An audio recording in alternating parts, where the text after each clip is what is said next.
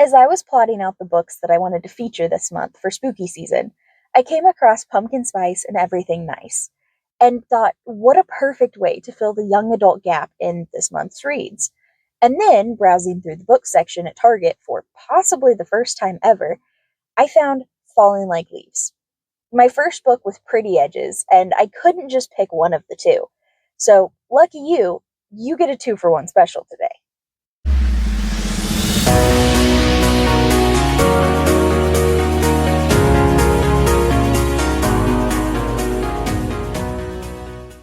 Welcome back to Spill the Ink with the Bookmark Bulletin, your favorite corner of the internet where books don't just sit pretty on shelves, they practically jump off those shelves with stories to spill.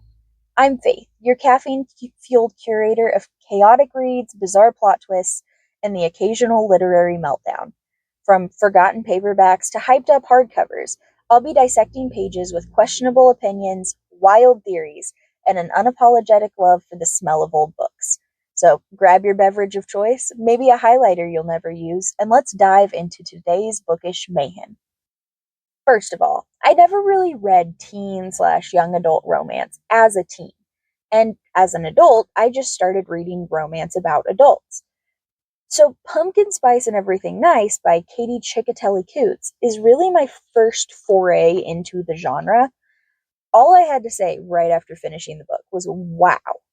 Just wow. And there's so many things I want to tell you about this book. So let's start with getting my very few complaints out of the way. The first half of the book was hard to get through. The main characters seemed way younger than they're 15, 16 years old. On second thought, maybe that's just the price I pay for reading this as an adult. Lucy Kane seemed moderately spastic and tantrumy, and while I fully agree with her hatred of pumpkin spice lattes and her preference for middle pieces of desserts, the pumpkin spice latte hatred went a little over the top. But hey, if you've made it partway through the book and you're wondering if you should finish, let me tell you, it gets significantly better around the halfway mark. Before I keep going, I should probably actually tell you what the book is about. Lucy Kane hates pumpkin spice lattes, which is a problem because A, Lucy lives in the quaint New England town of Briar Glen, where everyone loves all things autumn. And B, she's a barista at her mom's coffee shop, Cup of Joe. As the first leaves of the season descend upon Briar Glen, Lucy and her mom gear up for a busy season. But then, Java Junction, a multinational coffee chain, opens a store literally across the street, home of the world-famous pumpkin spice latte. To make matters worse, it turns out that Jack Harper, the new kid in school and Lucy's secret crush, is the son of the owners. Talk about mixing business with pleasure. If Cup of Joe wants to survive the competition from Java Junction, Lucy will have to set aside her feelings for the popular drink and Jack to make this the coziest, pumpkin spiciest season ever. Maybe this is common for teen, young adult romance, but I really appreciated how well balanced all the elements of the book were. Yes, the relationship between Lucy and Jack is the driving force behind most of the action in the book, but the romance/crush isn't the main focus.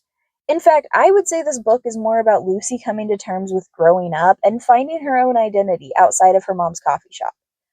Along the way, she does become friends with Jack despite her earlier misconceptions, and they definitely have good chemistry, but they're really just friends at the end of the book. I also really appreciate that Lucy's two best friends are willing to call her out when she's being ridiculous, whether that's spending too much time obsessing over the coffee shop or throwing pecan pie in someone's face.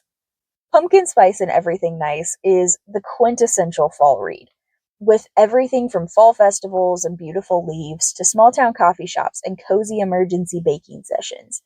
It easily gets 5 stars because not only am I already recommending this to people, but I am planning to reread this every fall. Right off the bat, Falling Like Leaves by Misty Wilson might just be the book that screams fall the loudest visually out of all of the books that I own. And I've never owned a book with sprayed edges before. But I'm getting ahead of myself again. Ellis has a lot of expectations for his senior year, But moving from Manhattan to Bramble Falls, Connecticut is not one of them. Yet, in the wake of her parents' separation, that's precisely where she and her mother are headed. Bramble Falls might be charming, but it's also full of distractions, like local barista Cooper Barnett, Ellis's one-time best friend and first kiss, who has not only majorly glowed up, but wants nothing to do with Ellis. Then there's the Falling Leaves Festival, a month-long tourist attraction run by Ellis's aunt, celebrating everything all autumn. The festival seems nice and all, but Ellis doesn't really have time to get roped into her aunt's enthusiastic planning. Dragged to each event, she can't stop bumping into Cooper, the one person she's hoping to avoid. But the longer she stays in Bramble Falls, the harder it is to pretend she's not falling for this town and the people in it. As her return to Manhattan gets pushed farther and farther out, Ellis is forced to confront exactly what she wants for her future, and what that means for the present. If you've been around the Bookmark Bulletin for a while, and especially if you've checked out the reviews on my website, you probably know that I love to hand out brownie points. And this book has earned several. So, number 1 is for the first line.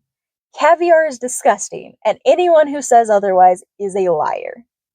Number 2 is for the local coffee shop / cat cafe called the Caffeinated Cat, that instead of pumpkin spice lattes, sells harvest spice lattes that includes pumpkin spice, hazelnut, and gingerbread. Would I drink it? No, but it sounds fun. Number 3 is for a pair of Clydesdales named Coffee and Ink. And number 4 is for Ellis's cousin Sloane, who is immediately ready to ride and hide a body at 3 a.m. I also loved the pervasiveness of the fall vibes, the moments that had me chuckling, and the cute grin all over myself lines. As far as reading level goes, this book is recommended for ages 14 and up. However, I would not recommend this book to anyone under 16 due to the content that I've laid out in my website review. I have it linked in the description, so if you're curious what the content is, go check that out. There is also more than a PG-13 amount of swearing. Ellis is incredibly angry and, reasonably so, but also very hateful towards her mother about her parents' separation, which was due to her father's infidelity. So that's not great. And Ellis's father mostly ignores her after they leave. All of these things could be harder for kids under 16 to process, or could be triggering for certain people. Overall, Falling Like Leaves gets 4 stars. The reading experience and fall vibes get 5 stars easily, but I have to take away a star because the swearing makes it harder to recommend. The extent of the spice is 3-ish passionate kissing scenes, and the romance is a pretty classic high school love triangle, with some elements of both friends to lovers and enemies to lovers. So to recap, if you're looking for a cozy fall read that's more coming of age than romance, check out Pumpkin Spice and Everything Nice by Katie Chickatelli Coots, and you might just find yourself reaching for it every fall. If you're looking for a fall romance with Gilmore Girls vibes, Taylor Swift references, and someone with a hidden pumpkin carving talent, try Falling Like Leaves by Misty Wilson and lose yourself in Bramble Falls. And that's a wrap on this chapter. If your TBR pile isn't teetering yet, am I even doing my job? Hit that like button, like a plot twist you didn't see coming, subscribe for more literary shenanigans, and remember, T is for scandals, ink is for hating pumpkin spice lattes. Spill accordingly. Stay curious, stay quirky, and I'll see you between the lines.